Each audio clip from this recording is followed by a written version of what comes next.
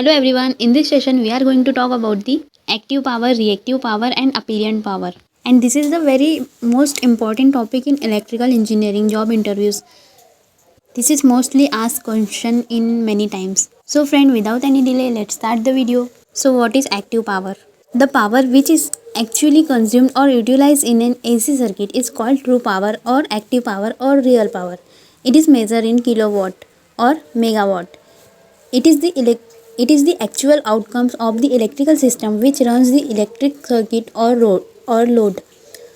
So friend, now we are move on reactive power. So what is reactive power?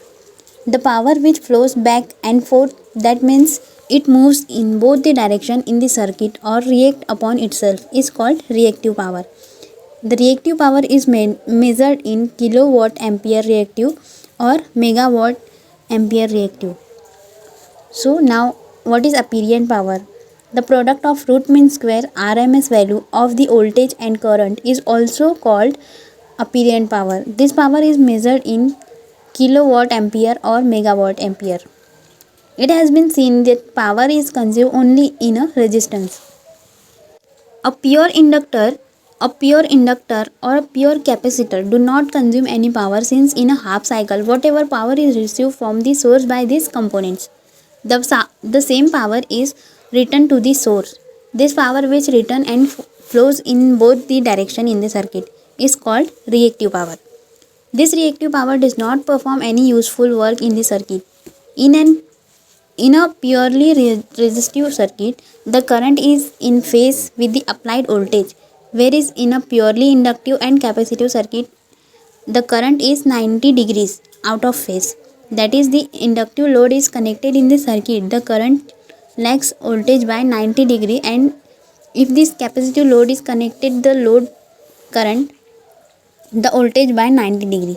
Hence, from all the discussion, it is concluded that the current in phase with the voltage product true or active power, whereas the current 90 degree out of phase with the voltage contributes to reactive power in the circuit.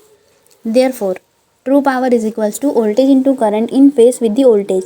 Reactive power equals to voltage into current out of phase with the voltage.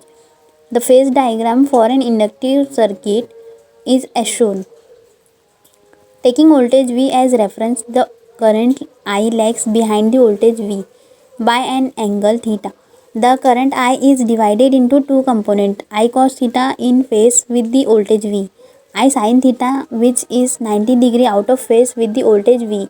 Therefore, the following expression shown give the active, reactive and apparent power respectively. Active power P is equals to V into I cos theta is equals to VI cos theta. Reactive power PR or Q is equals to V into I sin theta is equals to VI sin theta. Then apparent power PA or S is equals to V into I is equals to VI. Active component of the circuit. The current component which is in phase with the circuit voltage and contributes to the active or true power of the circuit is called an active component or watt-full component or in phase component of the current. Reactive component of the circuit. The current component which is in quadrature or 90 degree out of phase to the circuit voltage and contributes to the reactive power of the circuit is called reactive component of the circuit. So friend, today in this video we are explaining you. I hope you like my today's video about active power, reactive power and apparent power. If you like my video, then please definitely like, share and subscribe and also comment in my video. So thanks for watching.